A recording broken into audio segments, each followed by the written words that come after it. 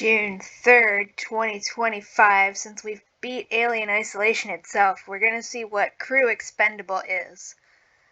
I'm pretty sure this is where you get to play through the plot of the original Alien movie. How well this will go depends on if they keep all the flashing lights from the movie in, because if they do, I'll just have to stop playing, because that will give me a migraine. I'm not sure if there's going to be a cutscene when we start out.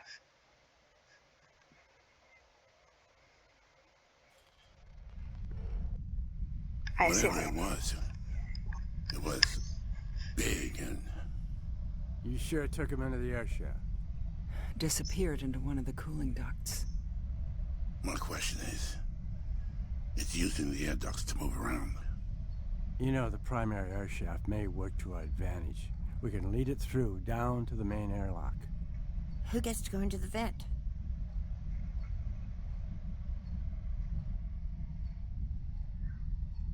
What? I get to play as different characters? I had no clue. Okay, let's see what everybody else looks like. Oh, hi Parker, that's his name.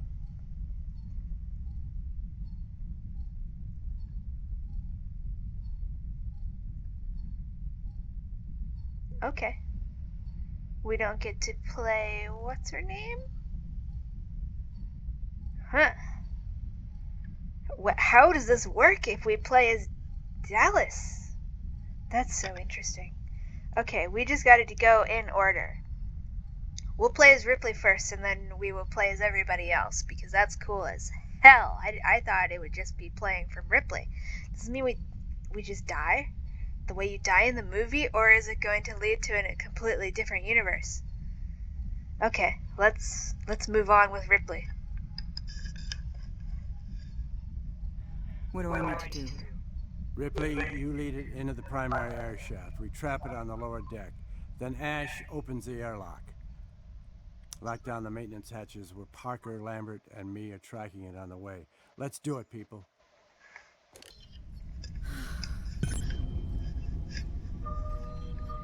Okay.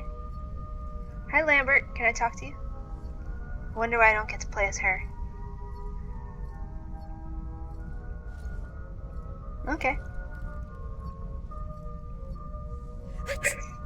Whoa, don't scare me, you sneezed. Okay. They got cornflakes, bran flakes, porridges.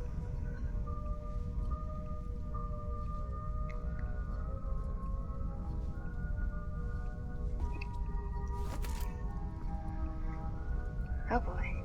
And they got plenty of ketchup. So much ketchup. I think they have a Pikachu on here.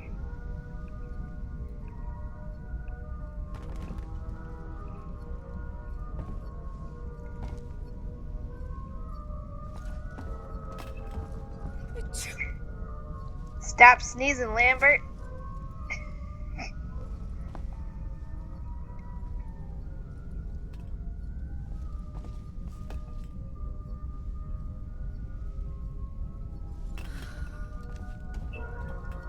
Definitely turning that off.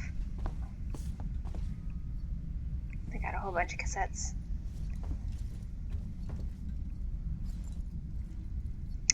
Before we actually go walk around and start stuff... okay, I guess I can continue walking around looking at stuff.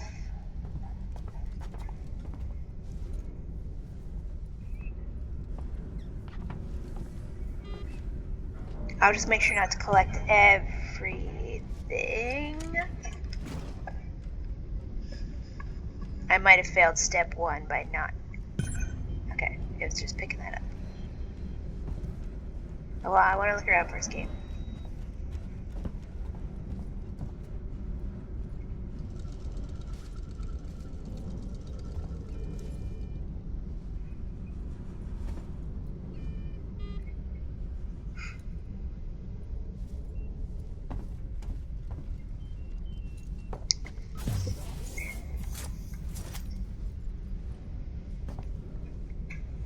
I won't pick anything else up. Before we actually get to the scary parts, I'm gonna read the review that I left for the Murderbot Diaries Book 7 System Collapse in December 2023. Because that just goes over a whole bunch of the things that are wrong with the book. Not all of them, not even close to all of them, because Goodreads does have a character limit. I love these spacesuits. They're so fucking fantastic. Actual armor plating, and they just look cool. That's a spacesuit I would trust to protect me. My second favorite spacesuits besides these ones are just the ones from Farscape. They don't have the armor, but they just look suitably futuristic and fun. Okay. We're also gonna walk around and look at stuff. Hopefully it won't get eaten by a xenomorph. That instantly makes me scared. There's nothing scary yet. So did they patch up all the holes in the floor? I wonder.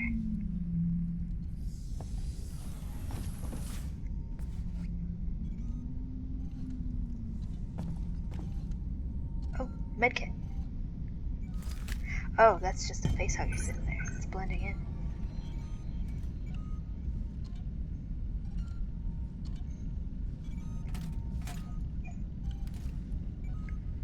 Ooh, bonding agent.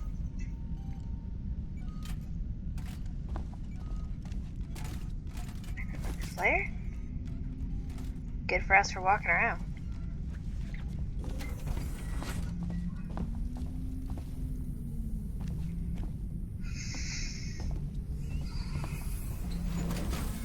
Oh, never mind. Oh, I won't even start with that. Let me just continue walking around quick. You're not Samuels. The Hi. security system has shut a number of doors, so you'll need to gather equipment en route. Mother isn't really helping the situation, unfortunately. Let me just steal everybody else's flamethrower fuel. Frack you, man. Who does Ash work for? Why wasn't he programmed to follow the same orders as the working Joes?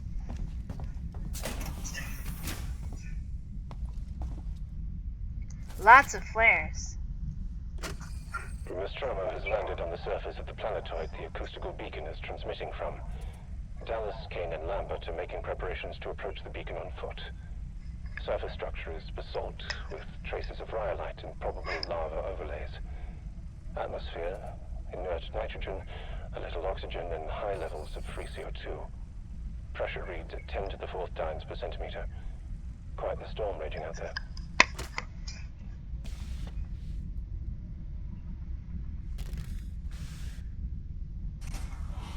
I'm trying to read what this says. I would love to read it.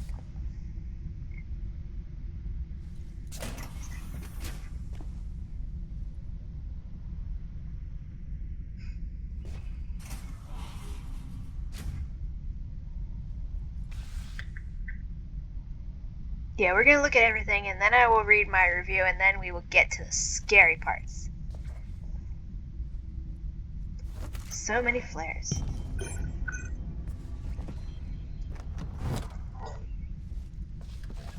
Not sure if that was actually up there, if I just clicked the buttons fast enough.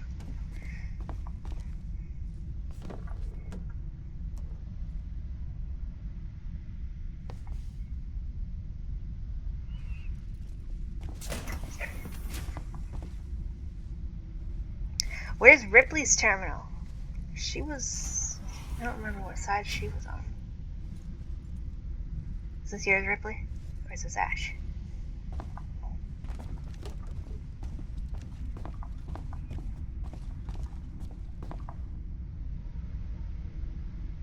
I think that's maybe Dallas. I'm not sure. I guess it depends on if he's in the pictures. Or if they're all just... Look at that cute little baby standing on a beach.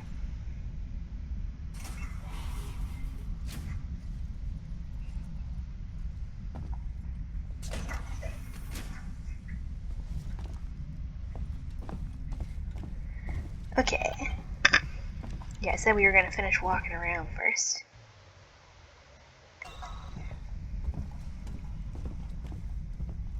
Security system has shut a number of doors, so you'll need to gather equipment en route.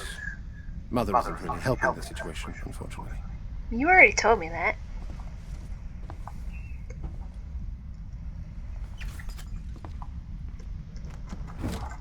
Okay, so it is empty. Oh, there I go, reloading that at least. Let's see if the glitch is also here. Yep. Interesting.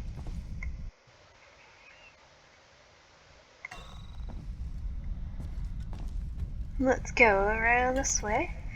There might be music. I think I turned the music all the way off. Let's turn that back on.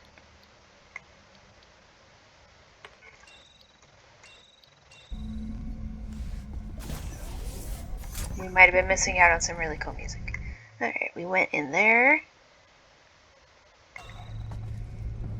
Let's go through this way. And then I think we'll have gone all the way around. Because that's the cabin. The bridge. Not the cabin. No. Okay, so this is another stairwell that's currently locked. And then the med bay. Oh, my mouth is so dry.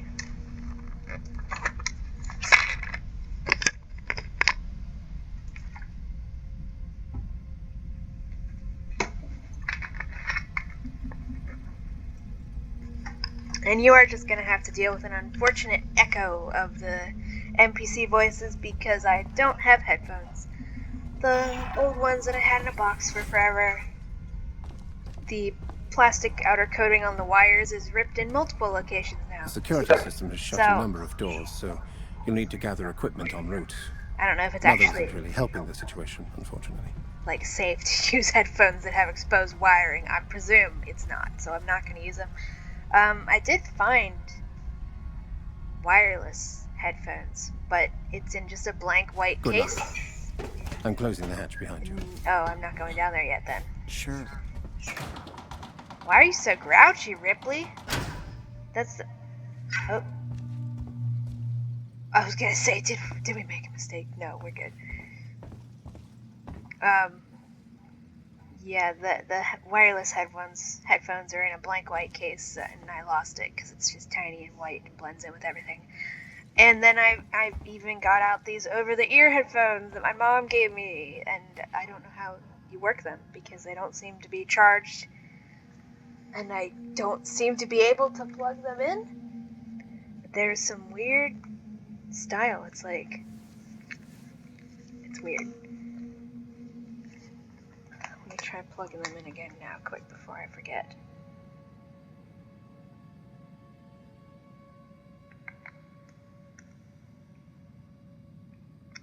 Yeah, it's weird. So it's like, okay, what's the fucking point of these if I can't even charge them? Like, they didn't come with a special cord. It's just got... It's terrible design. I don't know what brand they are. The box has stuff on it.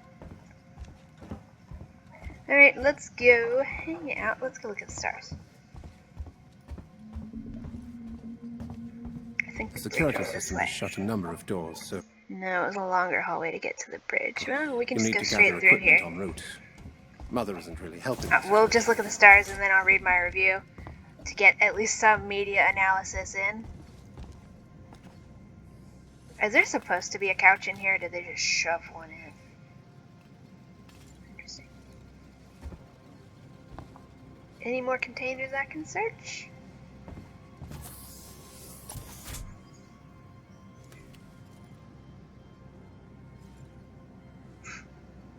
That coffee pot is just jiggling up and down. I'm gonna turn the music off for now. We don't need creepy music when we're not doing anything and nothing scary is happening.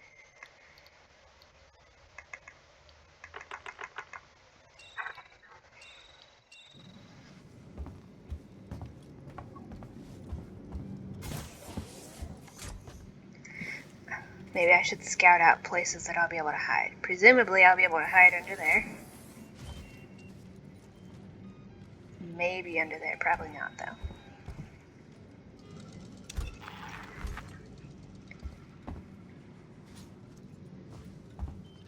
Okay.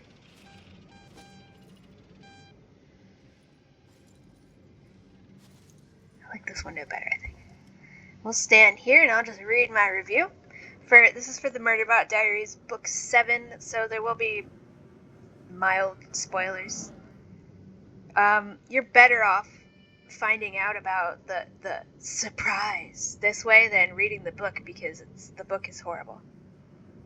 Like, I have never seen a worse opening to a book, and I've read a lot of books, including a whole lot of really shitty, really bigoted books from the 1930s by cis white men who think they're God's gift to mankind. I'll start reading it now, so me making the transcript, copy in the text.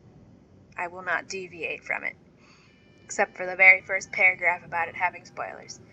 I am going to read that too. Okay, anyways, ... This review contains spoilers because there's no way to talk about some of the problems, I haven't even gotten to all of them, without talking about the plot. I'm autistic, so this is long. Unfortunately, this is the worst Murderbot story published to date, including both short stories. There's so many problems, it's hard to even list them out. One very simple thing I can say is that the title and summary are the epitome of clickbait for literature. They're both just straight up misleading lies about the plot of this book. With a title like System Collapse and the uber dramatic summary on the inner flap, you'd think this book is going to be incredibly intense and serious, dealing with some horrific catastrophe that's actively happening throughout that Murderbot has to try and survive while trying to survive all the rest of the threats in this world. ... But no, it's just a lie. There is no system collapse by any definition of the words.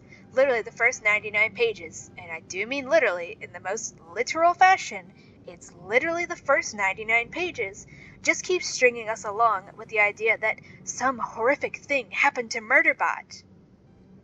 Off screen, before this book started, and it's so bad and horrible it can only be referred to as redacted. Literally just to string us along and keep us reading through the slog that is a whole lot of nothing happening. And I do mean string us along. There is no other word for it. That's just what's happening. And then when we finally get to page 99, I wish I was joking, literally page 99, almost half of the whole book, we finally get the big reveal about the mysterious, traumatic, horrific thing that happened to Murderbot, oh so conveniently, off screen. And it's a whole big pile of nothing. We got told that Murderbot, off-screen, lost awareness and was perfectly fine up until this point, and then regained awareness, was still fine, and was told via art rummaging around in its brain that it had a flash of memory, which was more like a tiny waking nightmare, because it wasn't a flashback to the literal, accurate event, but the recent event mixed with some trauma that might have happened to it before, or might have just been something it saw on TV. And after being told that it experienced this thing that it literally did not have any recollection of, and as far as I can tell, literally still does not actually remember, just remembers being told this was a thing it remembered, now we're expected to believe that its performance is crashing and it's so traumatized, as if it wasn't already, and it's just horribly written. We don't get shown anything. All of this reveal is just being told to us because it all already happens off screen, and we're not actually seeing any of it in real time. We do not experience this false memory with Murderbot as it happens, nor the immediate aftermath as it's being told that this thing it can't remember happened to it. There is so much potential here for a great story about trauma, and so many directions this could have been taken for a guaranteed win, but we don't get any of them. The false memory could and should have been our introduction to the plot of this book, We should have been dropped straight into the horror with Murderbot, either to see the memory as it was experiencing it for the first time, or as it is waking up in the infirmary. It should have remembered the experience without needing to have software brain surgery to extract it, or the horror of the fact that it literally cannot trust its own memories and has no idea what else it might have forgotten, should be dug into more. If it can't remember the event at all without outside intervention, why don't we see any doubt? Any fear? Murderbot was terrified in Book 5 that it was hallucinating and couldn't tell reality from nightmare. Why not bring that fear back now that it's even more justified? Why not just say outright, it was right, it does have trouble differentiating reality from hallucination/delusion? Is it because letting Murderbot have a much more stigmatized mental illness would be too off-putting for the sort of people who only accept the right kind of autistic people? Is it because Martha Wells only brought up that possibility to tease actual long-term repercussions of Murderbot having brain damage? There are so many things that could have been done with the premise of Murderbot has a flashback to a memory that didn't happen the way it remembers at this moment and literally shuts down because of it. But none of those things happen at all. We just get told it was fine up until the shutdown, and then afterward we just keep being told it's not fine and that it's making mistakes and, quote, fucking everything up, end quote. When that's not actually happening. That's just what Martha Wells is telling us is happening. We just get told like 50 times that, quote, Murderbot messed up, end quote, over the most inconsequential things that do not matter and have no impact at all and aren't even things we the reader could possibly notice, even when we're looking for them, before being told, oh yeah, that's a thing Murderbot fucked up. It's failing storytelling 101. Show, don't tell. We don't get shown anything except how mind-numbingly boring Martha Wells can make a book you thought you were going to love. We don't get shown Murderbot's clickbait-esque system collapse, and we don't get shown it making any of the mistakes we're being told it's definitely making. We don't even get shown where it's performing suboptimally, besides it being a bit slower to start tasks that do not require rushing. And even then, that's another thing we just keep getting told. It's like Martha Wells suddenly does not trust her audience to understand what emotions are unless she tells us every 5 seconds. But enough about the clickbait title and summary. There's so many other problems with this book too. Namely, nothing happens. This book is over 200 pages, probably around 60,000 words, give or take. That's twice as long as most of the earlier books. But the extra word count is not put to any good use at all. I've complained about the earlier books refusing to describe anything in the setting or any characters in any real detail. Martha Wells, when will I get to read another loving description of a port city? I'm dying here. And you'd think that with this being twice the length of the first few stories, we'd finally get some descriptions for the settings and the characters. You'd be wrong. The extra word count goes to nothing. It's literally just endless nothing. Nothing happens. This story could have worked, minus the clickbait lie of the system collapse. If you're not going to do it properly or take it seriously, then don't do it at all. As a regular short story, I don't even think it would have needed to be 30,000 words, the 30,000 words of the first book. There is not enough plot or character development or even just descriptions of the setting or characters in this book to fill out 60,000 words. It reads almost like an essay written by a high schooler who has no idea what they're talking about and don't even remember what the assignment was in the first place, so they're just rambling on about anything that comes into their head so that they can get the required number of paragraphs in. So much time is wasted on things that don't matter in any way. They do not progress the story. They do not progress the characters. They do not progress the stakes. They do not progress anything except my level of frustration and boredom and sheer incredulity for the fact that it's still going. And the plot, what little there is of it, is an absolute mess right from the start. Many reviewers have said that they wish they'd read the last book so they wouldn't be confused. Well, unfortunately, rereading the last book before this doesn't help at all, because the ending of the last book was set up so that it seems like they're going off and leaving. And then you get to this one expecting a new adventure, and suddenly you're thrown back onto the planet you thought everyone just left, with the plot that was made pretty damn clear was a closed case as far as Murderbot and its friends are concerned, because it's time to pass the torch on to the next group to tidy up the loose ends. But now all of a sudden, all that's thrown out the window, and we're back here, and all the humans are reacting in the most absurdly overdramatic way to something that does not seem like a big deal, and still, even after reading this book twice, does not seem like a big deal. And it certainly does not seem like a big enough deal to warrant descriptions of what seems like every named human character reacting to it with various meme-level expressions of dismay and frustration that make no sense. I've read this book twice in the last 3 days since I bought it, and their overblown reactions to the statement, "There's another colony on this planet," still don't make any sense, nor are they reasonable in any way.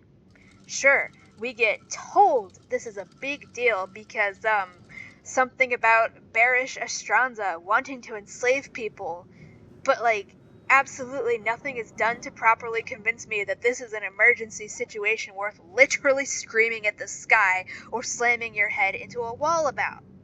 I could open the book right now and list out all of the characters who reacted and how they reacted to show you how obnoxious and unwarranted it was, but that'd be a waste of all of our times, just like it was a waste of my time reading it the first time. So, yeah, the start of this book is absolutely terrible and is guaranteed to confuse anyone who tries to follow it with actual logic. This book is supposedly starting up right after the end of Book 5, but Book 5's ending is completely contradictory to what this wants us to believe right out of the gate without even giving us a chance to understand that the situation has changed. It would have been so easy to actually pick up where it left off, with everyone aboard Art, and then seeing them get a message that they're needed back on the planet and actually turning around to go back. But no, we're just dropped into a situation that completely contradicts what came before, completely destroys any of your pre-understanding of the likely situation, and refuses to explain itself, leaving the reader with no idea what's happening, especially when we get scenes where all of the characters start freaking out for no reason, and we never get a convincing explanation for why they reacted that way. It literally doesn't even make sense in hindsight, not even after I've read it twice. It's still just as baffling and out of place the second time as the first. And then what follows this bewildering start is that whole lot of nothing I talked about above, and that never improves. All of the Murderbot books that have come before this one have had something going for them. Either they were funny, or action-packed, or heartfelt, or tragic, or a mystery to solve. Many times they were a bunch of those things at once. One thing I've liked about the Murderbot Diaries up until Book 5 is that they're very light, easy reading. You don't have to expend a ton of brain power. Very simple plot, fun characters, easy to follow. But it seems like that's only possible when Martha Wells is limited to keeping the story about 30,000 words long. Book 5 is enormous and suffers the same problem as this, Book 7. A whole lot of words get wasted on nothing happening. This book has so many words, but they're not being utilized. This book is not plot-driven, it's not character-driven, it's not mystery-driven, it's got nothing going for it, and so many problems on top of that. There is no way I will be able to type up all the problems I found in this book, so I'll just leave off with the one that hurt. Late in the book, we get introduced to a random, one-off character who appears for probably 10 seconds, and then is never seen again. This character, we are told, is named Lucia and uses he/him pronouns, and whose gender is BB, which, we are told, does not translate properly. And this would be great were it not immediately followed by Murderbot saying it only asked for Lucia's pronouns because it knew the humans would bother it, because it doesn't care about gender at all, and the way this is said very clearly tells us that Murderbot thinks asking for people's pronouns is stupid and useless, quote, human crap, end quote. And that is just incredibly hurtful to read as a trans non-binary person, when it's literally a fact that no one will ever know my pronouns unless they ask or I tell them. So here's Murderbot, a non-binary character who uses the same damn pronouns I do, saying that caring enough to ask for and respect people's pronouns is annoying and pointless and a waste of time. Even though Murderbot literally uses its pronouns, something that no one should be able to tell when it's pretending to be human. But somehow, despite the fact that its pronouns are explicitly not listed in its feed bio, everyone magically knows its pronouns are its, because Martha Wells still loves biological essentialism in 2023 and has apparently learned nothing since she wrote the books of the Raksura. Up until this book, Book 7, the word pronoun literally never appeared in a Murderbot book once. I know, because I took the time to scour every single book and short story to check. The book series with a non-binary protagonist who uses neopronouns literally did not have the word pronoun in it until now, Book 7, because cis people do not want to actually accept trans and non-binary people into their worldview. They do not want to acknowledge that you have to get used to not assuming people's pronouns if you want to be an ally to trans people. And especially if you want to be an ally to non-binary people, you have to learn to ask people their pronouns instead of guessing. There is, after all, no way to pass as being non-binary. So I've been eagerly awaiting the new Murderbot book, this one, hoping that Martha Wells would finally catch up to 2023, where telling people your pronouns rather than having everyone magically guess right every time because of biological essentialism is a normal, easy thing that should be treated as par for the course. But instead we get Murderbot disparaging the idea of giving enough shits about other people's identities to ask for their pronouns. Earlier in the book, there's another spot where the word pronoun is mentioned, because we see another one-off, 5-second character who is never ever seen again, who uses V-veer pronouns. V enters the scene, drops exposition for probably 2 pages, and then is never seen or heard from again. V's not even one of the non-characters who gets mentioned as existing off-screen for important meetings. The only reason this character is seemingly here is for diversity points, TM, without actually having to commit to being progressive. Why couldn't Tariq or Iris use neopronouns? Why couldn't there be another new human who tags along on the main mission who uses neopronouns and is central in the story and exists for more than 5 damn seconds before disappearing forever? Because that would actually require wanting to include neopronoun users in the setting as more than 5-second tokens for free praise from kids who don't realize that a lot more is being taken from them than is being given. And apparently, that's just asking too much. So, yeah, this literally still isn't even all of the problems I have with the book. There's still the ever-present absolute lack of real stakes that seem to be a requisite for a Martha Wells series. No named humans who actually matter will ever die or even get seriously injured without being healed again instantly. Murderbot will never make any actual real mistakes with consequences. It'll just not instantly notice a door. We'll be told that's a fuck-up, and then we'll be expected to pretend that Murderbot isn't just another Barry Drew who never really fails and can do anything at all times. Sigh. Except all of a sudden when it comes time to free slaves. Then, suddenly Murderbot doesn't know how to hack suddenly and is completely helpless. Totally, for realsies, we swear. Yeah, the excuses for Murderbot refusing to free other sec units were already wearing thin, and this book is the last straw. The excuses, and that's exactly what they are, have never rung so hollow or been so paper thin. And you know why Martha Wells has to keep making these excuses? Because she thinks robot rebellions are too cliche and uncool, so her solution is to just keep justifying slavery in this universe by reinforcing over and over again the idea that people are enslaved because they're a danger to the people enslaving them, and you shouldn't free them because then they might rise up and kill you for revenge. I shouldn't have to explain why this is racist in 2023, so I'm not going to. It is racist. No ifs, ands, or buts. We are on book 7. And still we have these books repeating over and over the myth that freeing slaves is bad because they're violent and dangerous and out of control. Apparently, slavery is only bad in the Murderbot Diaries universe if it's happening to Murderbot, or humans who literally don't get to be actual characters. It's immoral to kill humans from the Corporation Rim because they're all just being coerced into it, but when it comes time to treating enslaved sec units with compassion, no. Art will just fucking hack them to God's damn pieces while they're still alive. They should not be given their freedom because they're evil killing machines. But the people actively enslaving them? Quote, well, they're just innocent bystanders who are victims of the system too. Sad face. End quote. Sarcasm. We can't kill them because it's wrong. It's ridiculous and infuriating. The moral of these books is supposed to be that non-humans are just as important and real people as humans, but every time there's an opportunity to free other constructs, that idea flies out the fucking window because demonizing oppressed people is more important. And besides, slave rebellions are cliché and overdone. I'm going to hit the character limit soon, so I'll just end my review here.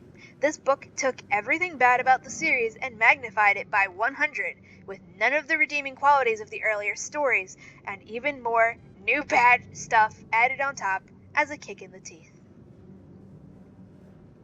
And that's the end of the review. You may be able to tell that in 2023, I was a lot more optimistic, and even then, still willing to give Martha Wells the benefit of the doubt.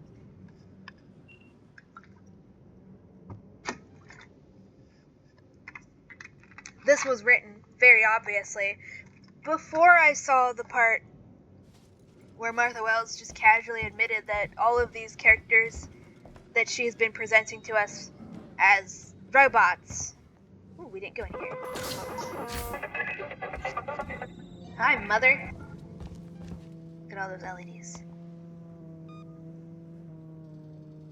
I bet somebody had to do so much to get all these. Okay, they maybe seem to be repeating. Ooh, audio. We got an unexpected wake-up call. Yellow light. I spoke to Mother, and she's picked up a distress call, a repeating acoustical beacon from a nearby planetoid. Doesn't sound like any radio signal I've heard. As the suit's listing no, company rules say we check it out. Now I've got to go tell the crew. They already know something's up. Tell us so.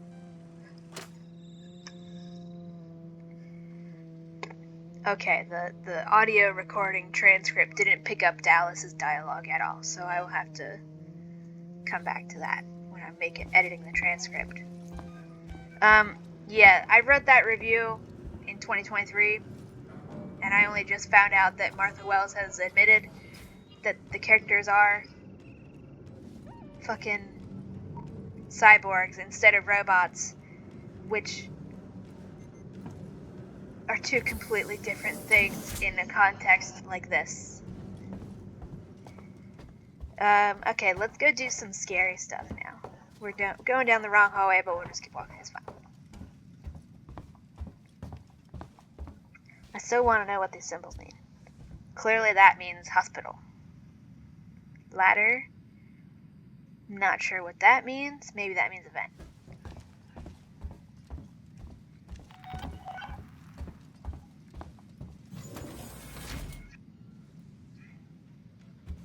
Now he's going to repeat the same thing over and over again. Hello, we know. The security system has shut a number of doors, so you'll need to gather equipment en route. Mother isn't really helping the situation, unfortunately.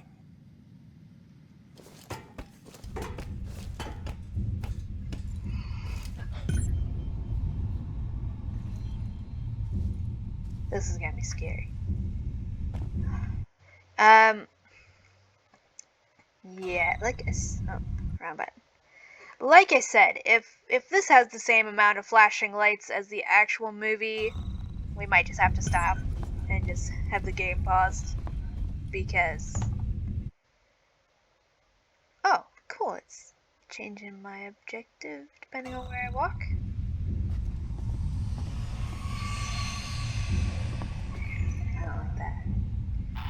I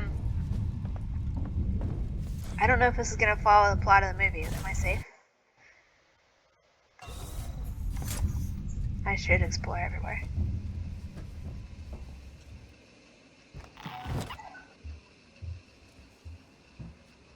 Oh, and this is on hard mode, just for the record. Because now I at least know what buttons to push. And kind of know how my laptop is going to respond to all of this. I wonder if we'll get to see Jones. Yeah, it'll just depend on if there's flashing lights. If there's as many flashing lights as the original movie has, we're just gonna have to stop, because... Hi, Lambert. Jesus, you took your time. Shut up, my son. Stop here. You're safe now, Lambert. Just sit tight. No, we're not. Absolutely not. Did you see that, Lambert? Did you see that? Did you see that shit? I don't think she did.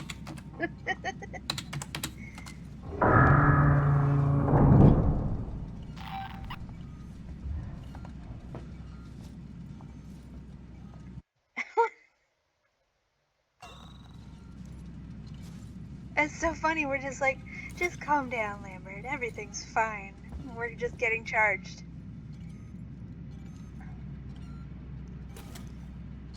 Maybe doing this on hard difficulty is a bad idea. It's like, that's so funny, we're just like, just calm down. Nothing's going wrong. It's like, I can hear it out there. What the heck is going on? I thought we were gonna at least follow the plot of the movies a little bit, but that's very different, and not in a very good way, because it's very very hard to suspend my disbelief. It's okay, Lambert. You're safe now. The xenomorph's over here with me. It's just hilarious. Yeah, it's just chilling out there.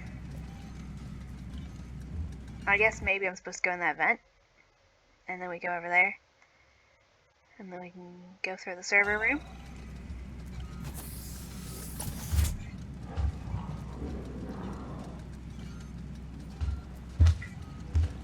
This is mildly confusing. Let me get a drink again. I think I swallowed some cat hair.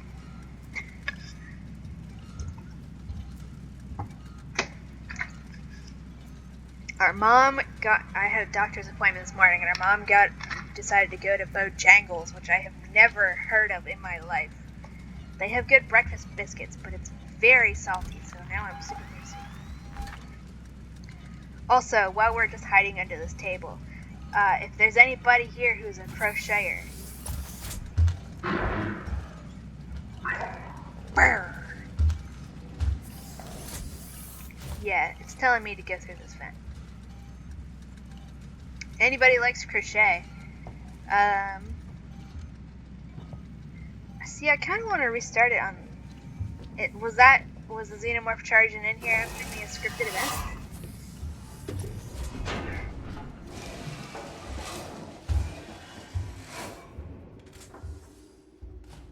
I'm listening for the xenomorph doing stuff. I guess I should reload. Fuck. No fair.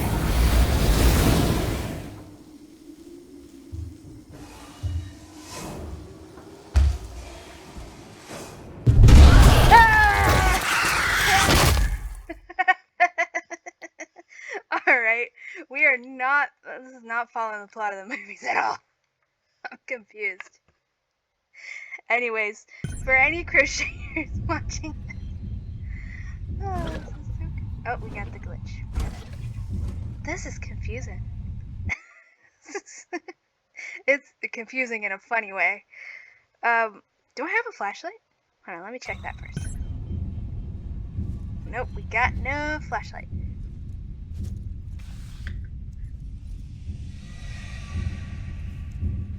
Yeah, we know. So weird.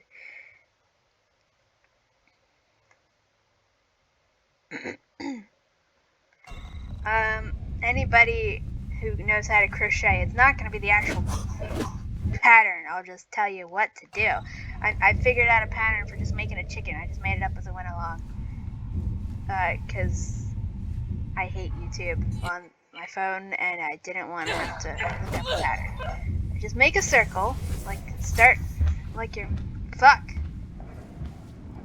Start like you're making a circle, and then... Fuck you, Xenomorph. This is not the plot of the movie. I didn't reload the flamethrower yet.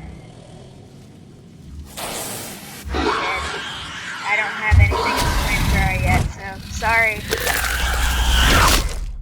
This is so confusing.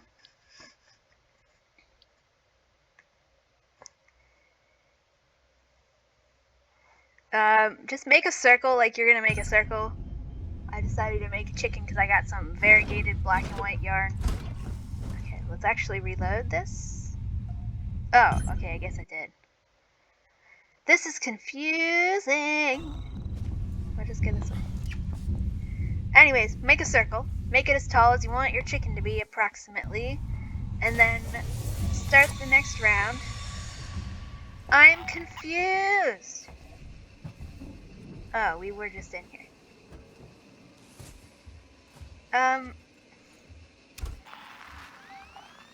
There's the other. This is confusing me. This is not the plot. This is not how the movie goes. Well, I guess we're just gonna keep dying. Let's just go. At least until we get to the next checkpoint.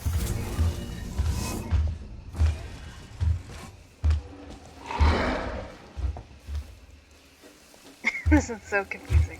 I think I'm definitely have to turn the difficulty down unless it's just gonna be, and then I died 50 times.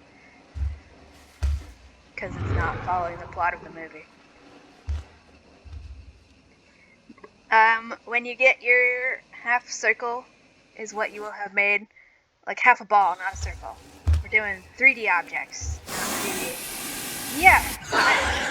Alright, look at that.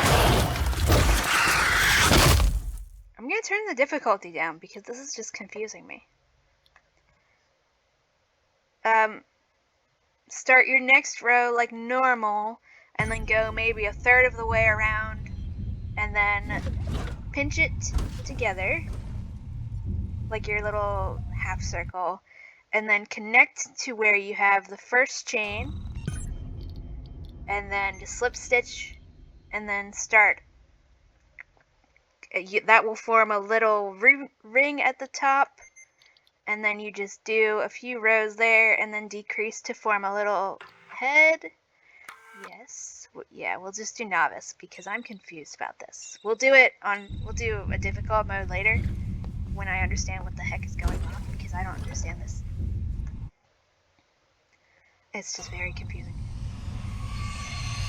Like, I don't get it.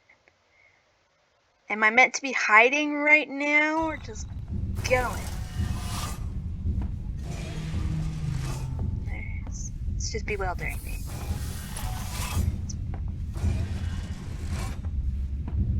It doesn't seem very good. Now, can we hide under here? Is the xenomorph like guaranteed to come in? To be sure, I'll move over this way. Now, don't speak to me, Lambert. Pretend you don't see me. Like, is this just gonna be a game of tag with the xenomorph constantly running around down here?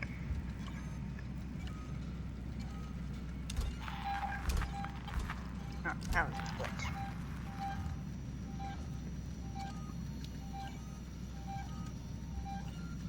Oh. Oh, what's that? What's going on? We're having xenomorph mitosis? Maybe it's chasing Jones. I'm confused.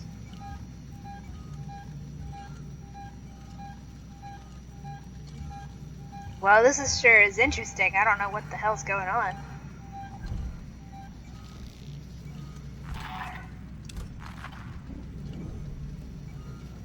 Are we in safe to proceed with the quest mode, and then I'm just supposed to hide every other time? Jesus, you took your time. Shut up my side of the system. I'm a sitting duck here. You're safe now, Lambert. Just sit tight. It'll be over soon.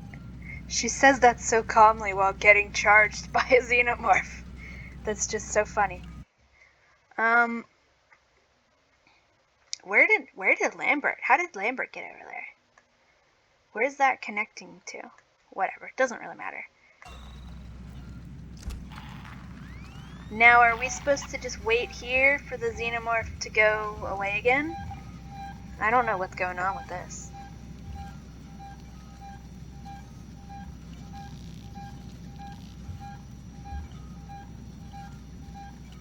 Anyways, for your chicken, just make a little dome for a head, and then you can take some red yarn and just do some double, triple, half double, whatever crochets at the top you want to make a little comb.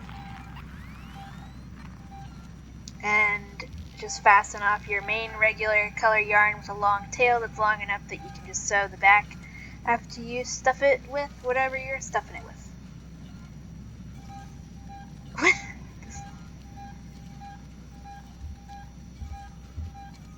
This is bewildering. Is this thing like shedding something? Just falling apart?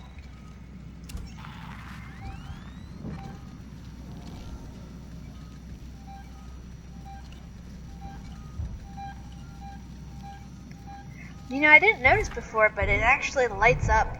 It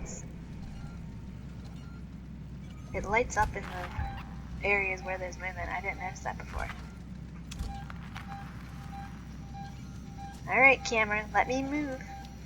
See, that's Lambert, I'm guessing. I'm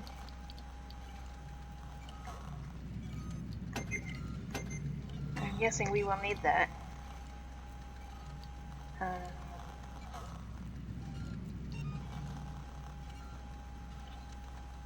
I just noticed that number up at the top. I don't know what that is. MAS0414, and it's like counting upwards. It's at 16,000, 17,000. I don't know what that is. Oh, yeah. Can you do something definitive, Xenomorph, so I can go? This is kind of confusing. Anyways, then just stuff your chicken with whatever polyfill, cotton, milkweed fluff. I don't know.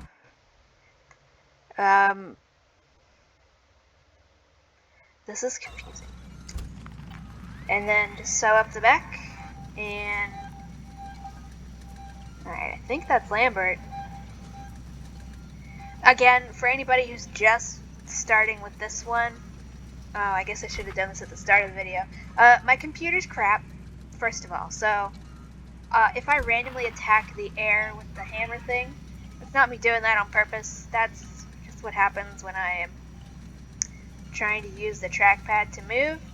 And apparently if I touch it too lightly and just for a second instead of holding it down as much as it wants, it'll just think I am trying to click the attack button, which has gotten me killed at least once. When I'm holding this up and we go like that, it's not to be annoying. It's because my computer doesn't want to let me push the space bar, which is how you activate the motion tracker, and it really doesn't want to let me move the camera at the same time by using the trackpad, so I just have to shake it very vigorously, and then it'll behave temporarily. Yeah, the whole thing here is that I was just doing media analysis and stuff while playing Wolf Quest, just so there would be something for me to do and something for people to look at. And then my twin was like, you should play Alien Isolation. So we did. And we beat Alien Isolation on novice mode. So now we're trying this, but this seems confusing.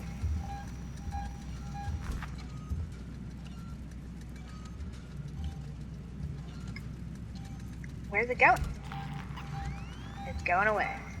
But like, I don't know, this doesn't seem to be working the same way as in Alien Isolation, where it would like definitively leave you alone for a bit so you can do shit. I guess we have nothing to lose. Besides getting scared.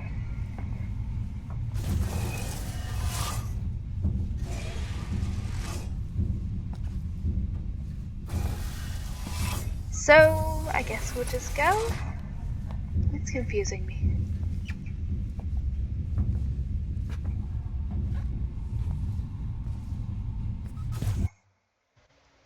Okay. Now we're supposed to go down this way. Which I presume is a fucking hit.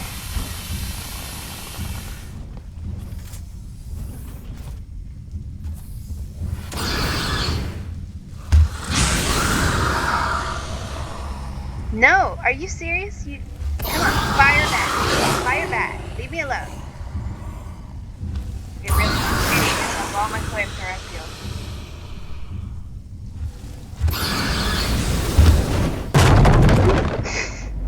Oh, sorry, kitty. I didn't mean to wake you up. Me snorting scared the kitty awake. This xenomorph. Okay, so don't bother trying to conserve flamethrower fuel by just pushing it once. Just gotta do it. Alright, this doesn't seem possible to win.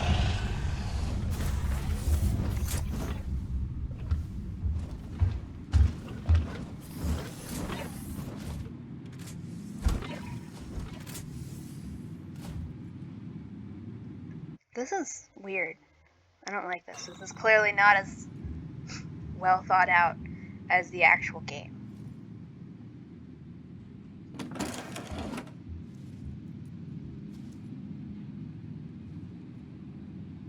So where's it at now? What? Because I'm not even hiding at the moment. Not really.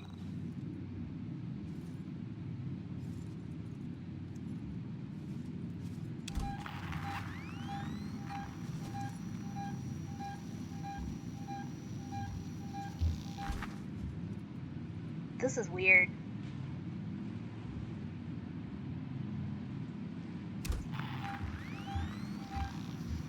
Okay.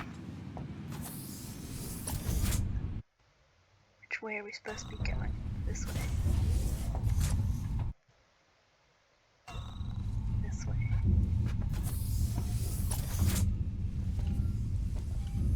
Okay. And I have a hot closet I can hide in too.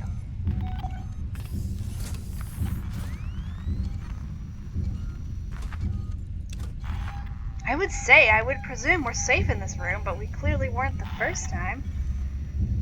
Alright, Xenomorph, will you fuck off for a bit so I can push these buttons?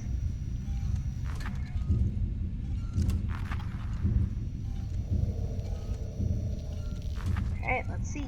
Hi, Parker. Hold it down. This plan is crazy. It is. Some kind of suicide. It is. It's the only plan we've got, Parker. If you've got a better one, I'd like to hear it. Yeah. Don't worry, everybody. The Xenomorph's chasing me, not you.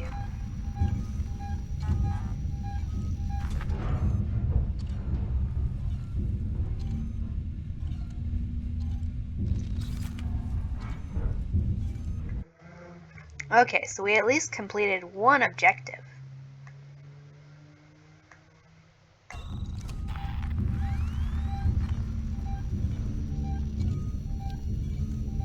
I'm guessing the Xenomorph is just going to where our next objective is. This is just very confusing. Said we are going get to the landing claw bay, which is over here.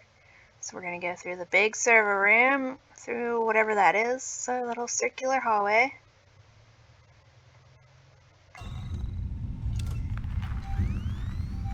So does this mean when we play as the other characters, they'll be safe to start out with?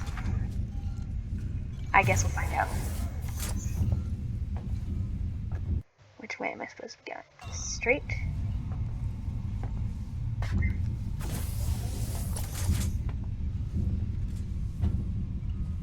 I'm just gonna walk. I don't trust the vents in this. I don't trust them. But it is a shortcut. Alright, we'll go.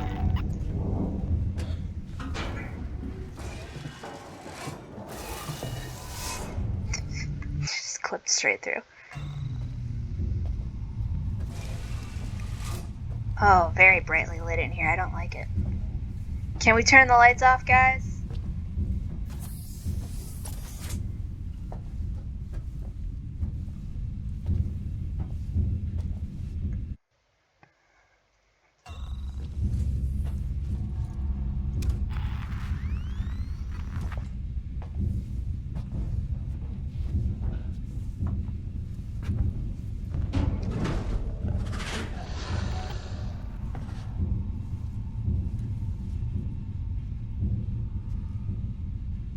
We're just gonna hide here. You're not gonna get much media analysis while I'm doing this, because this is mostly confusing.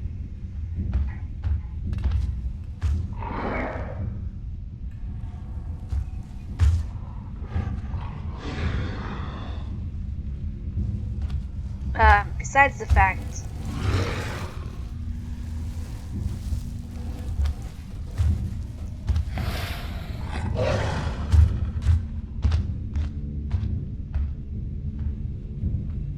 that review was giving Martha Wells so much benefit of the doubt, like even more than I give her now.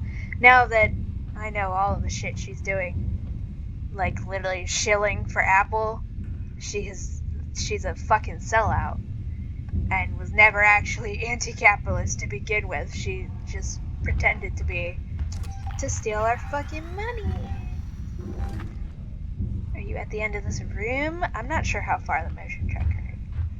Yes, still in here.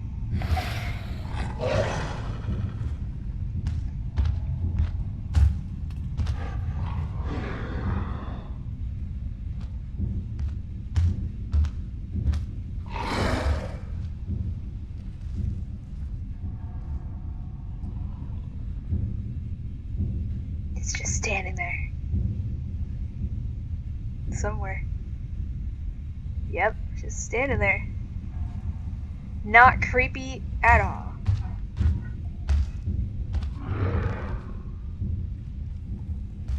Get out of here.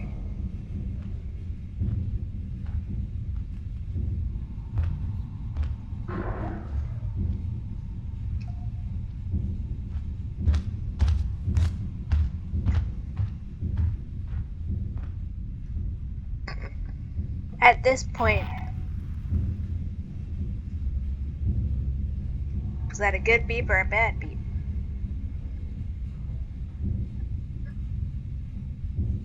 I'm not sure how close it has to be. Okay, yeah, so it's still in here with me. Just being very sneaky. Unless it's in the vents, because that's usually what that squeaky sneaker noise means.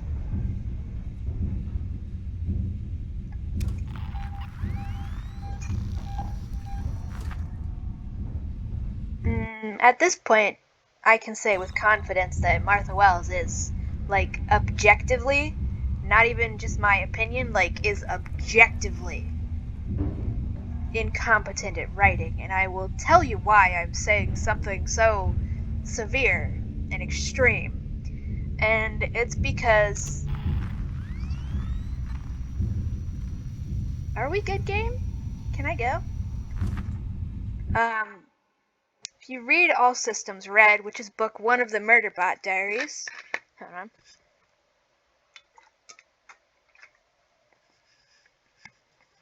If you read book 1, it's a very light read. If it were less than 30,000 words, I'd say it's the kind of short story you just stick in a dentist office for people to read while they're waiting for their appointment, and it'll just be very easy. All ages friendly, fucking practically. Aww.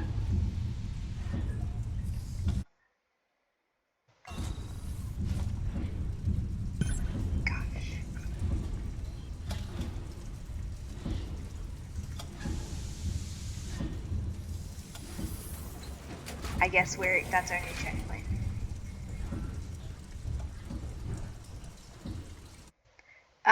You read All Systems Red, Book 1 of the Murderbot Diaries, which, oh, this is the landing claw bay? Because the arrow's pointing over here.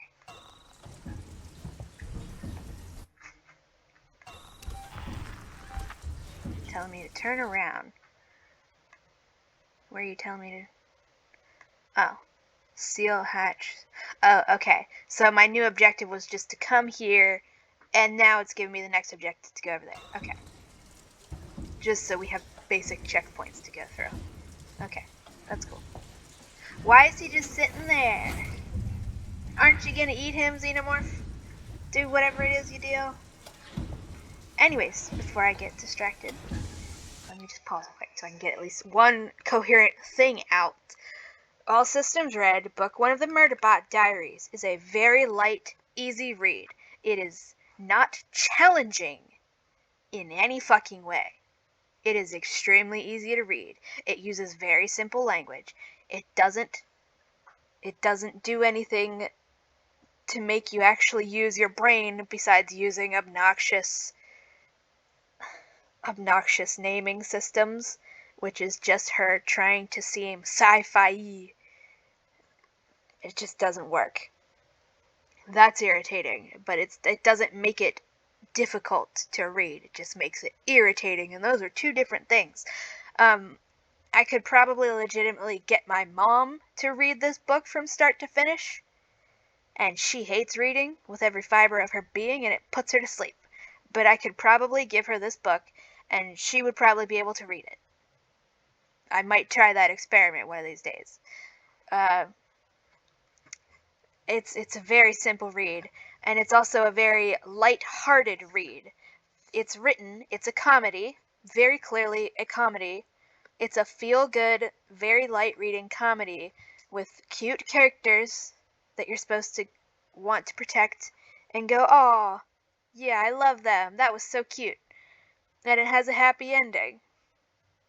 Everybody who reads this book knows that it's a cute little happy story about cute characters being friends, having a happy ending. Because that's how... Ooh, airlock. Something bad's gonna happen now, I feel like. Yeah, that's how it's written. Because we don't get a single fucking description of any of the fight scenes, let alone any of the injuries that occur from these fights. See, that's an example of... Oh, you fucking scared me, Dallas. I thought you were the Xenomorph. We're gonna hide it under here and check our radar. And that's why.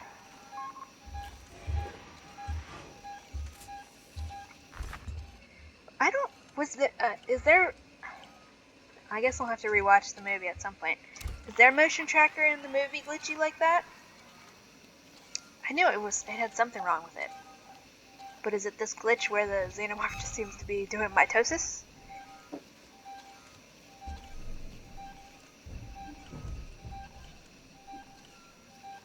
Is Jones just running around playing tag with the Xenomorph? Go off the screen entirely and let me push this button.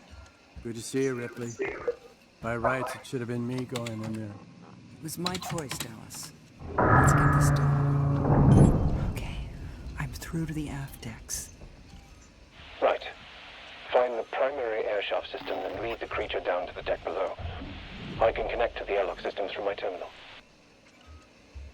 Alright, I'm gonna pause quick and run to the bathroom. I'll point the microphone at this sleepy kitty and you might be able to hear him purr. He's not very loud, but maybe. I'm pausing the game. That was a bad noise. That's a vent closing and opening, which means the Xenomorph is probably in here with me now. Mr. Eclipse, if you feel like purring, do so loudly for YouTube.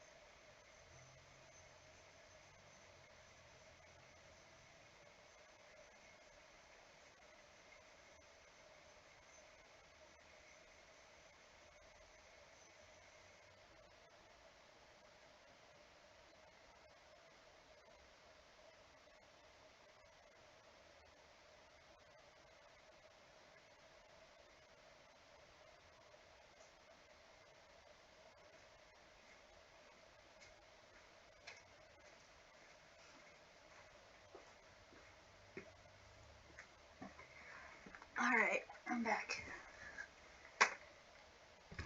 Also, before I forget, and I have to remember to start staying this at the front of any videos.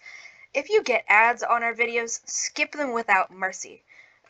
We will never accept being monetized by YouTube. We will never accept money from YouTube or sponsors. Fuck that. I'm not selling out. This YouTube channel is for whatever the hell we want to post on it, and I'm not letting any corporations tell me what to post. So any ads you get, skip them. Without mercy. Get an ad block. What the fuck was that? We have a little gizmo sitting with us now. Oh, you just got snot on me. Oh, okay, it's bath time for these kitties.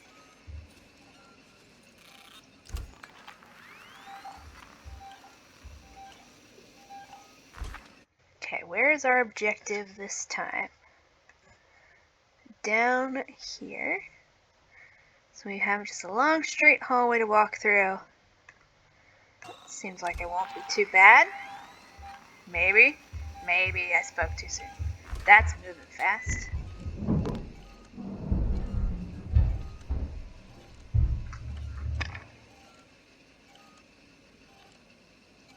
Yeah, I don't care what YouTube says. Get an ad blocker. It's literally fucking basic security measures at this point because there are so many ads that are malware in all but the fact that they're corporate approved.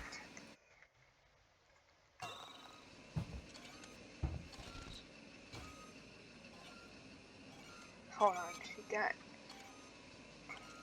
Okay, at least it's not snot. She was drinking out of the water bowl and got water on her chin. Decided to shake her head like a dog and get it all over my laptop. So if I push a button, it's because I'm wiping everything off.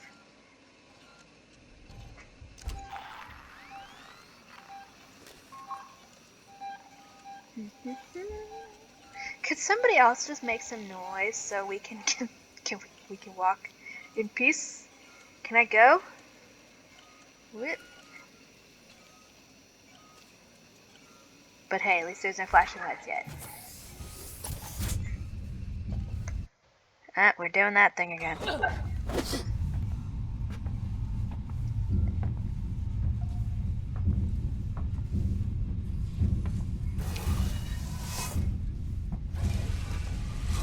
Dare I push the motion tracker?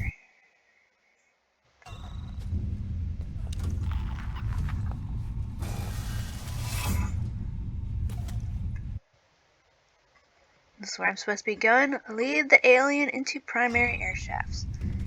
Oh, have we switched places with Dallas? The primary shaft. Wish me luck.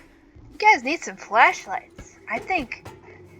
Alright, I want to make some predictions. I think we have...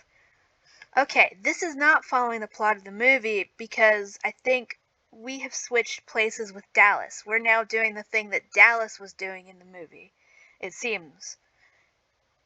I didn't really pay much attention to Dallas, so I didn't know they were running around pushing buttons on computers. Okay, so we are doing what Dallas was doing, and he got killed in the air shafts because he didn't notice the xenomorph. So this is interesting. Is it gonna be if we play as the other characters, we're gonna be doing the same mission, or we're just gonna be doing different things? I guess we'll find out.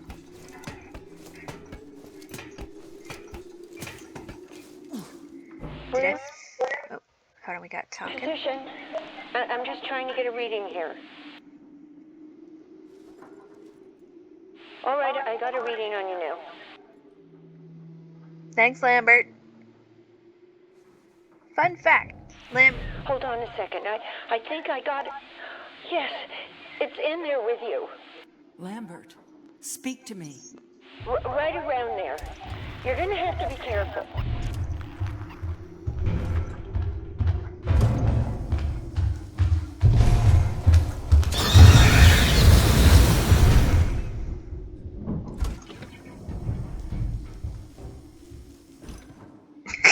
Okay. Get out. Calm down, Lambert. The whole point is to be... Oh, I'm trying to move the mouse. It's okay, Lambert. We just got a checkpoint, so we have nothing to lose but getting scared. Okay, so we can go this way. Oh, it's a maze. I don't know. Let me zoom in. It looks like we can't get. Okay, if they can make that stop doing that for a bit. Boop boop boop boop boop.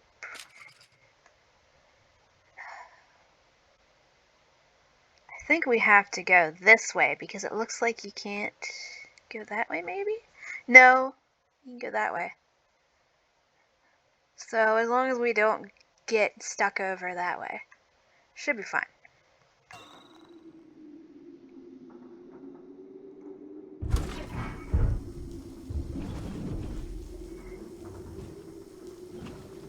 Please. Oh no. It's okay.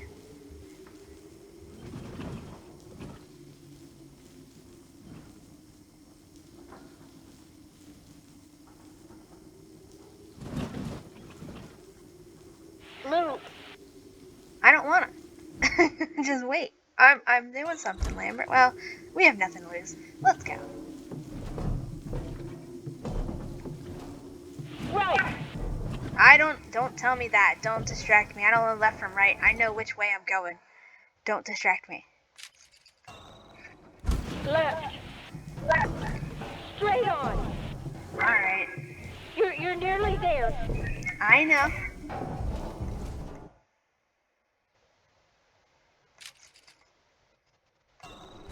Left. Oh, hold on, my mouse is being problematic. Alright.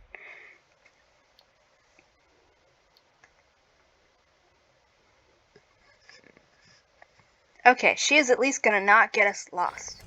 As long as I can remember which way is left and which way is right.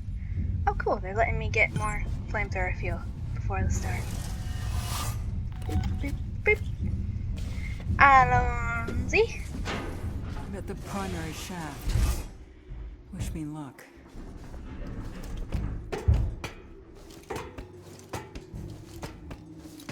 If I remember right, We're in position. I'm just trying to get a reading here. Hold on a second. I think I got it. Yes, it's in there with you. Where is it, Lambert? Right around there. You're gonna have to be careful. let's back up a bit so we have some more space.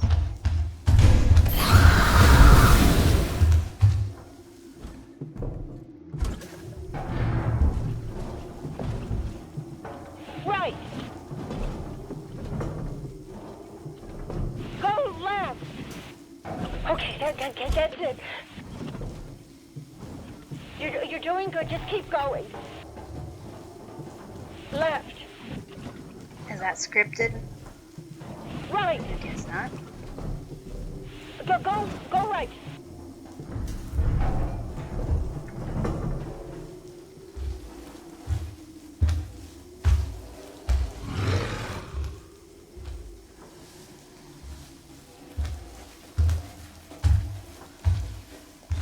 Oh, no. Shh.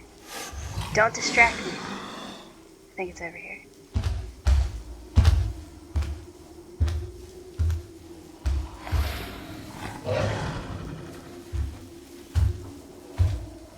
Oh, no. Shh.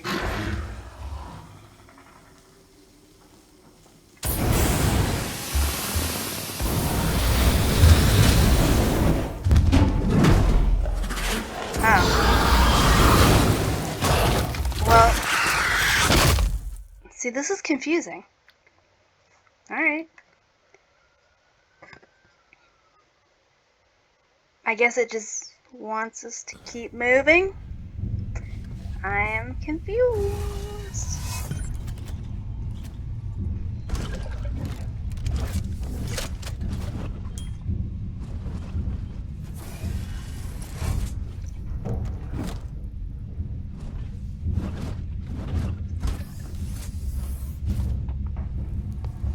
Alrighty, let's try it again. Did I actually finish saying why Martha Wells is I'm at the incompetent? primary shaft. I don't think I did. like objectively incompetent. Either the two options are 100% objectively incompetent or out and out We're in fucking position. liar. I'm just And at trying this to get a point, it's reading both here. of those things, but those are the only two options. All right, I got a reading on you now. Because All Systems Red is objectively a very light-hearted, light-reading story that it's very difficult to actually take it seriously. You, the reader, have to actively do your own work. I guess I gotta move forward a bit. Hold on a second. I think I got it. Yes, it's in there with you. Where is it, Lambert? Right around there. You're gonna have to be careful. This is definitely not as fun as the actual game.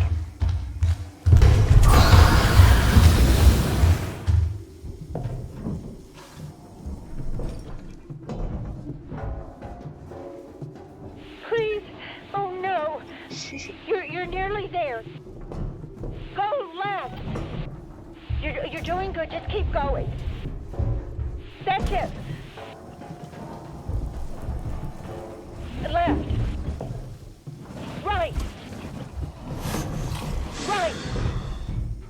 Hold on. See, my mouse is not letting me. It doesn't want me to do multiple things at once.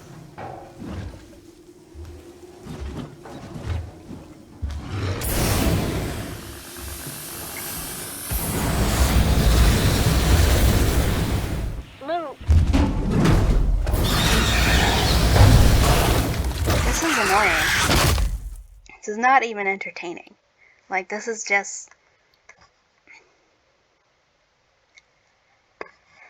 Anyways, the Murderbot Diaries Book 1 is written to be lighthearted. It's very difficult to take seriously. It's very difficult... Can I throw a flare? Alright, we'll try throwing a flare after we... I don't know. We'll see what happens. The book 1 is not designed to be a serious story that you really, really take seriously and see as... there's a specific form of, like, the word serious that I'm using here that I'm talking about. I don't know how to describe it, but, like... okay, yeah. There's no real stakes. There's, like, 4 separate fight scenes, and Murderbot gets magically healed 2 separate times, despite being supposedly grievously injured. We don't get a single descriptive word of those fight scenes. Murderbot gets shot. It's just described as, I felt some impacts on my shoulder. Something like that. The very start of the story is somebody getting attacked by a giant graboid. A bootleg graboid. Giant worm popping up at... Not even a worm. Some giant fucking animal pops up out of the ground and bites somebody. We don't get any description of the animal. I presume, from it popping up out of the ground, that it's like a graboid. We don't get any proper description. We don't get any proper description of the injuries. This whole fight, it's got 0 description to it, so you can't feel stressed out by anything that's going on. You can't be afraid for the characters. You don't know what's going on because we aren't told. We aren't shown. This stays the same for every single fight. The character who was injured doesn't die. She just is perfectly fine. She's just sitting over in the hospital, and even before this story is over, is able to get up and walk around and do stuff, and is already on her way to recovery. So there's no tension there. None of the fights are described in any way. Nobody's injuries are described. Any injury that a character receives... We're in position. I'm just trying to get a reading here. What if I just go? Hold on a second. I think I got it. We have literally nothing to lose. It's in there with you. Go right. Lambert, speak to me. Maybe it'll be Left. stuck back there. Right around there. You're gonna have to be careful. Okay, there you Nope. go. That's Alright, this is annoying. This is not even the fun kind. Like, this is definitely not. I mean, we got this DLC when we bought the game because we were buying this game how many years later? Like a decade after it came out, so this was included, but okay, well now we all know when the sequel comes out, don't buy the DLCs because they're gonna be shit. This is shit. This is not a good thing. It's like, it's not even, it's not a puzzle.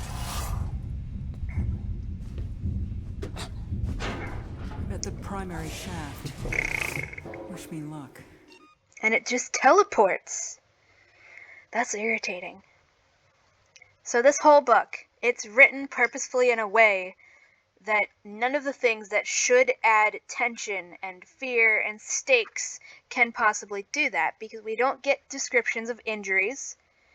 All of the injuries get healed before the book ends, and the majority of them get fixed before the next fight even starts. So there's no continuity to be had between dramatic events to make the plot move. We don't get descriptions of the fights. We don't get descriptions of the scary monsters. All of the characters except one are pure cinnamon rolls, too sweet, too pure for this world. And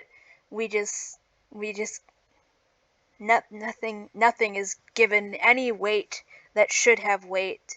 And any time there threatens to be any kind of tension at all, a character makes some kind of joke, or we get a narrative meta joke. Like, oh, that character went to walk back out the door, and then I'm just trying to get a reading. And then the space worm popped up at the bottom of the ramp to their stupid helicopter that we're not calling a helicopter, and then everybody screamed. And instead of this being presented as a tense, suspenseful, terrifying moment, it's just a joke, because this would be where a laugh track plays in a frickin' movie. This is where everybody would be expected to laugh, because all the humans start screaming, "Look, the scary monster! Ah!" It's a joke. So we can't, there's no tension here at all, because even though this is supposed to be the characters trying to escape from a scary alien monster that bit somebody in some unspecified way, it's just a joke, so you can't even actually be scared of the monster or scared of it actually coming back. It's like if Alien Isolation, for example, since we're playing that, this would be like if Alien Isolation just played a laugh track every time the xenomorph shows up and people get scared. And then all of those people magically get healed before the xenomorph shows up again. Like, if we didn't need med packs, because we would never die, like, instead of me dying over and over again in this dumb little labyrinth, instead of me dying, it would be laugh track, and then the xenomorph bangs its head on the ceiling by accident, or trips over its own tail or something. Just all of the places that there should be tension and should be fear and stress gets undercut by a joke, either by a character literally making a joke or a joke being made at the character's expense. So the end result of all of these very purposeful decisions by the author to undercut tension at every moment, like literally. Hold on a second. I think I got it. Let's. Yes. Maybe it is telling me to just ignore her. Maybe that's the key. What if we go this way instead? In there with you. I need more than that. Right. Right Shh. Lambert, around there. you're You're gonna distracted. have to be careful. Straight on. Just see which way it's coming from. This is not entertaining. This is not entertaining in any way. At least with Alien Isolation, I was having fun. It was a puzzle. this is just annoying. Why don't we have flashlights on this ship? Amanda, tell your mom to get some fucking flashlights when she's at the store.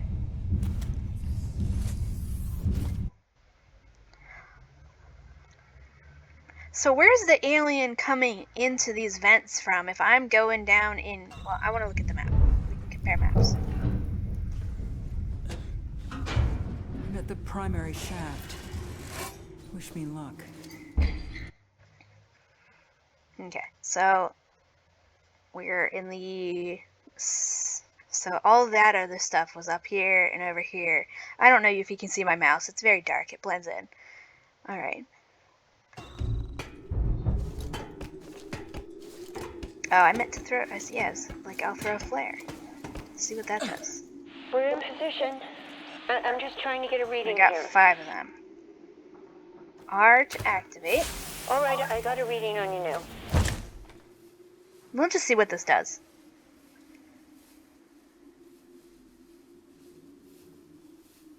I probably have to move forward at least a bit. Hold on a second. I think I got it. Yes, What to it's in see? there with you. Where is it, Lambert? Right around there. You're gonna have to be careful. Let's see if it goes to the flare. Nope, it's just coming for me. Alright. That's annoying. So this whole book, very purposefully written so that there is no tension and everything is funny. And anything that's not funny is quickly brushed over by making a funny thing happen. And do I still have this? I'm at the Wait, wrong button. Don't quit the game. Yeah, I did put primary it to shaft. novice mode. Wish me luck.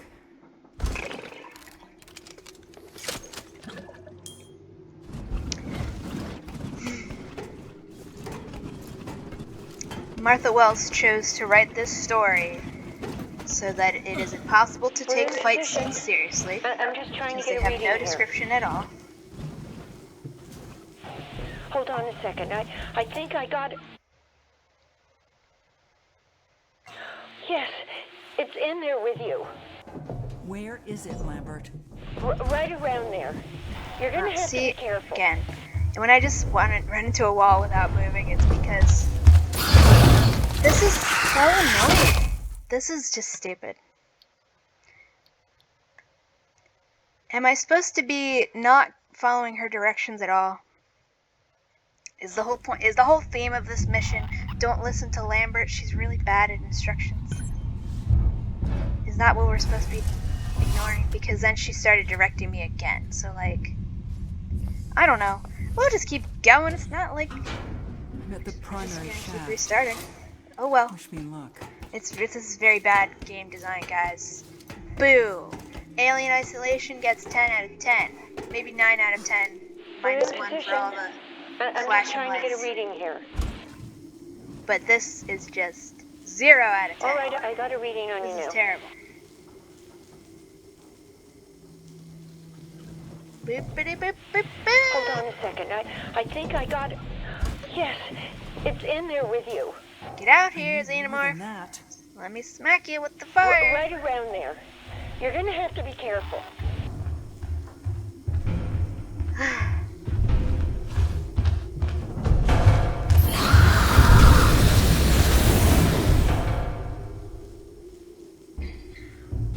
This is really not fun. Who thought Please. making this? Oh no! Lambert, Right, you're not helping. left. Straight on. Okay, that's it. Left. Right.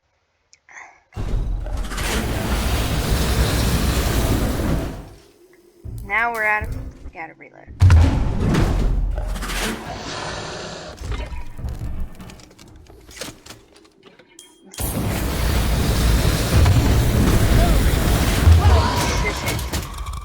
This is dumb. I don't think we're gonna finish this, because this is just dumb. Like, what, can I at least turn my brightness levels up so I can see it if they're just gonna do this stupid crap? Like, we get it, guys. It was gonna be almost impossible for Dallas to succeed. We get it. This is a bad game.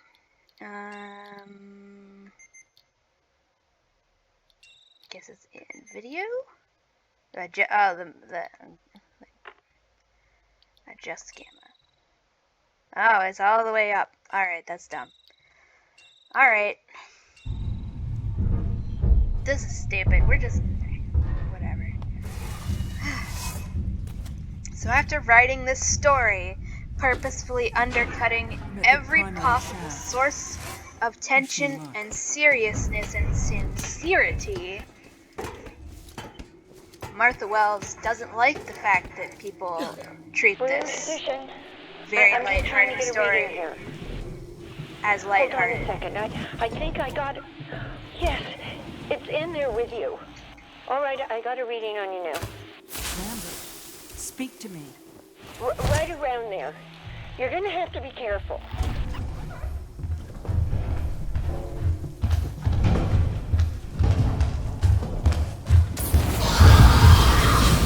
See, what is the fucking point of this? This is 0 out of 10 game design. This is just stupid. I'm gonna assume that completely separate people made this shit from the original game, because this is terrible. Like, what is the fucking point of this? The flares aren't even doing anything. Let's just play regular Alien Isolation again, because this legitimately sucks. So we're just gonna start a new game of Alien Isolation, because now that I at least know which direction to go, we can play on hard mode, because this is fucking stupid. Who the fuck designed that? I guess I'll just look up somebody else playing it to see how they fucking succeed there, because that's just... We're even on the lowest possible difficulty, brightness all the way up. It's like... Does anybody actually enjoy this? Because that was just so obnoxious. Maybe we'll see what the other things are. That was crew expendable. I guess we'll see what Last Survivor is. Yeah, we're playing on fucking novice mode, because if this is gonna be as badly designed as that was... 0 out of 10. They should... I don't know if there's anywhere that we can rate the DLCs individually, but that gets 0 stars. That was annoying as hell. It was fun to walk around the Nostromo, but like it's almost an exact carbon copy of the Torrens, which they did say it's the same class, almost the same class, but like those missions were just annoying. So let's see what this is, because that little summary at the front is not very descriptive.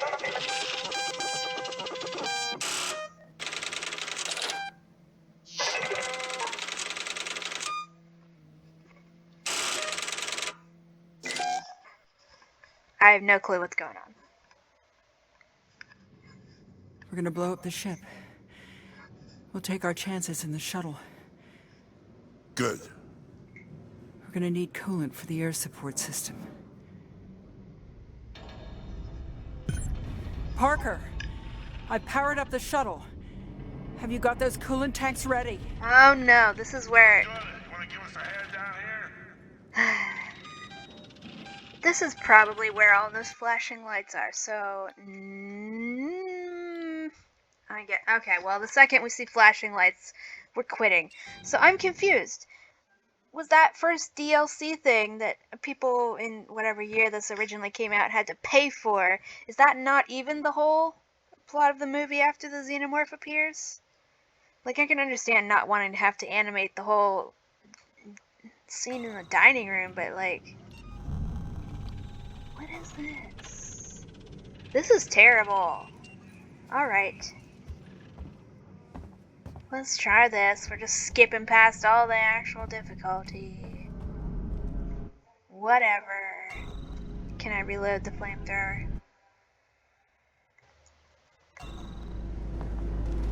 Where is he? Oh my God. Get out of the way! Get out of the way! Lambert is gonna kill us! Lambert, for Christ's sake, get out of the way! Get out of the way, Lambert! I can't!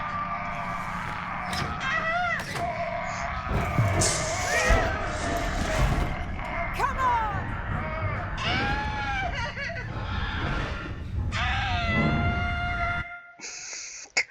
Oh, these voice actors get paid a lot. Parker? Lambert? I remember coming into this little closet area.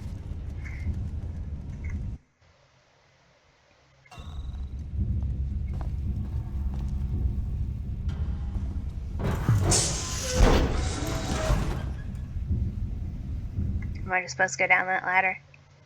You know what? This is stupid. I'm just gonna start a new game of Alien Isolation, because if I'm gonna play through the plot of the movie, I want to do it in order. Skipping around is not fun, and they didn't make it not obnoxious to get through the vent system. Like, let me die like 3 times. Then let me figure it out. You can't just keep killing me over and over again no matter what I do. That's just stupid. Especially because the flares aren't even doing anything in there. So, like, why are you giving me flares? The flamethrower isn't actually stopping it. Is that supposed to just be a death trap, like in the movie? Because that's stupid.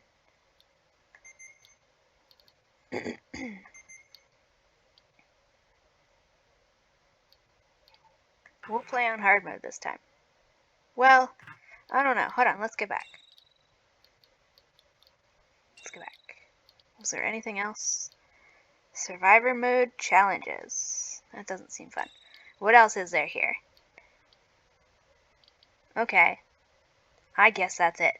Okay, so our options are play Alien Isolation again on a different difficulty, or play a really badly designed 0 out of 10 stars DLC that skips around. Okay, well, I will just... We have other games in the GOG store that we have, because we got this through GOG, which is why that little button's there. I'll just look through what games we have there, and we'll just start playing a different game, because it's probably not going to be a horror game. I don't think we have more horror games, but I'll just pick something, and then we'll just keep doing this. Anyways, I will at least finish the damn sentence. Martha Wells purposefully wrote all systems red to undercut all tension at all times, making everything a joke, making the entire thing just a cute, lighthearted story about cute characters. And then she has the gall to go online and give speeches to people who probably didn't read the book, that, like, she's literally giving speeches, she's getting paid to do speeches, and then she posts the transcript online, where she says that if you thought this was a cute, lighthearted story, that means you're willfully ignorant, because she thought she wrote a really deep, serious story about bodily autonomy. And it's like, you didn't, though. You did not. You literally did not fucking do that. And she complains that people assume that the slaves that Murderbot, our protagonist, keeps going out of its way to spitefully and maliciously murder. She's mad that people are assuming, based on the way she has chosen to treat those slaves, that the other slaves are literally not sentient until they get their governor module removed, which is why it's okay for Murderbot to kill them, because she wants Murderbot to keep killing them. And then she also wants us to like Murderbot and think Murderbot is an inherently good person. But then she gets pissed off when people are forced to come to the only conclusion that can make those two statements line up. Because if the author wants us to think this character is an inherently good person, and the author also wants us to cheer on this character murdering other slaves instead of rescuing them, then okay, the only logical conclusion where both of those first statements are true is if the other slaves are literally not people, so it's okay to kill them. So therefore, we can see Murderbot as a good person, and we don't need to be upset about the fact that it kills other slaves, because, well, they're not people. She literally wrote a whole speech. It's on her Dreamwidth page. Some speech, something Jack, some kind of school thing. It's supposed to be a motivational speech. And she's just literally insulting every single member of her audience for reading the story the way she wrote it, as a cute, lighthearted comedy adventure. She literally gets so fucking pissed off and is so condescending and says that if you thought that game was a cute little comedy adventure, that means that you are willfully ignorant in the most negative way possible. It means you are willfully ignorant and are lying to yourself about what she actually wrote because you don't want to face the truth. I'm not even exaggerating. She's written 7 books now where the protagonist goes around murdering other slaves, and all the tension is undercut at every opportunity, and all of the injuries are magically healed, and fight scenes have no descriptions. But if you see this as a fun, lighthearted comedy adventure, that means you're willfully fucking ignorant and are just lying about what she wrote to make yourself feel better. About what, Martha? What are people making themselves feel better about? Like, you are literally the one, like, and this is what I'm saying. She's either the world's biggest fucking liar, and she is literally the one lying to herself that she didn't write a lighthearted comedy adventure, which is what she fucking did. Or and if she genuinely believes that All Systems Red is a heartbreakingly serious, deep story about bodily autonomy and is not light-hearted or cute or funny, then if she genuinely believes that that's what she wrote, then she is the most incompetent author I have ever fucking seen. Legitimately, like objectively. If you write a story that objectively, at every opportunity, prevents itself from being taken seriously, and you think you've written the world's deepest fucking thing ever, and you are going to condescend to your entire fan base about how they're just lying to themselves, then you are the most incompetent writer I have ever fucking met, or even read about in my entire fucking life. And I've read a lot of fucking books. There's no other option here. Either she is willfully, there is the other option is that it's both. She is both incompetent and a fucking liar, because that's the truth. She's an incompetent writer, and she's a fucking liar. She writes shit that is funny, and she knows she's writing it to be funny. She knows she is undercutting the tension at every point. She knows she's making it impossible to take the fight seriously because they simultaneously don't get any description at all, but then also get magically healed multiple times before the book even ends. And then she has the gall to go out and get paid to give speeches to schools.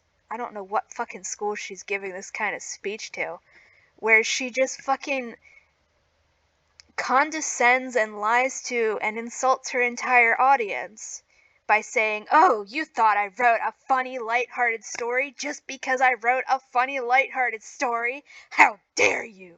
You're the real bigot here." And it's like, calm the fuck down. You can literally go and read this speech. I would read it to you, but it would probably violate some kind of copyright thing. So just search Martha Wells' Dreamwidth. It's like something Jackson. It has the word Jack in there at some point. Some kind of speech she gave.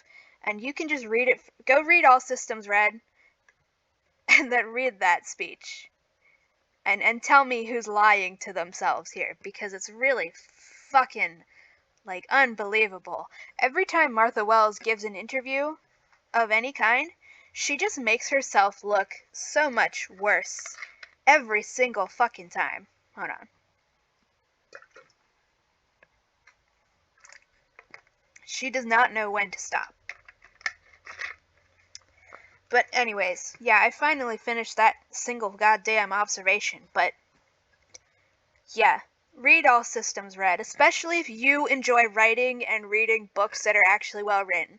Go read All Systems Red, and especially if you are also a writer, you can keep notes. You'll see it. You'll see every time that we should be building up tension. Oh my god. Oh, I know I probably said this before in another video, but I was re-listening to the audiobook. And I had it playing on my phone while I was cleaning and stuff. And I happened to take my phone out of my pocket, was holding my phone when I was at the end of the, near the very end of the book, where she actually does the correct setup for adding tension in. Any writers and just general readers who pay attention and analyze the reading, even if you don't write yourself, using very short paragraphs, just a few words long, that helps you set up tension. Like, there's a difference in the tension generated between Ripley walked through the hatch and saw the dark corridor and the smoke-filled blah from the thingies still not working, and then there was a shining of movement and something, and then she realized that the xenomorph was standing there while she was only a few feet away. There's a difference between this tension that paragraph sets up and the tension that Ripley opened the door and saw the xenomorph less than 10 feet away. Those set up two very different levels of tension, because you know what I'm talking about, and if you don't know, well then just go read more books. You'll find it. Yes, at the end of book 1, All Systems Red, Martha Wells does successfully set up tension like this, where Murderbot is waking up back in its cubicle in the company hands. I can't get it off my bookshelf because I don't feel like it. There's plant stuff in there at the moment, so I can't give you the exact sentences, but it's like, Murderbot woke up and realized it was back in company hands. Humans knew about its hacked governor module. See, that's setting up the tension there. That's setting up fear. People who are not other slaves know that Murderbot's brain-killing chip is deactivated and it is back in company hands. This is setting up the tension and the fear of a slave who doesn't know if it has been caught and it is going to be sentenced to death. We got two or three very short paragraphs like that, and by paragraph I mean just a line break. I don't mean the paragraphs you were taught are paragraphs in English class. I don't know why the fuck they did that. That's neither here nor there. And that's great. I was tense, even though I knew I'd read this book multiple times. I was listening to this, I'm like, yeah, good, that's tense. What's gonna happen next? That's so tense. And then what happens next is we get the sentence, I poked at it tentatively. Murderbot is responding to the fear that people might know that its governor module is hacked, and its response is to poke the governor module with that little sentence. Maybe not the exact wording, but I'm pretty sure it's close. Might be exact. I poked at it tentatively. The second word in that sentence is poked. The word poked and poke do not belong in a tense fucking scene. No. Not in this way. So the disparity between those few little sentences building up the tension and then this revelation of the conclusion to that tension was so fucking absurd that it quite literally made me drop my phone that I had been holding to listen to it with. Like just that was my legitimate reaction to actually like waiting for the payoff of this tension. What will Murderbot do next? And what it does next is poke it tentatively. And it just made me drop my phone in sheer fucking bafflement and rage and irritation, because there's so many ways that this should have been concluded. You could still do the same kind of action without doing this shit. This is terrible.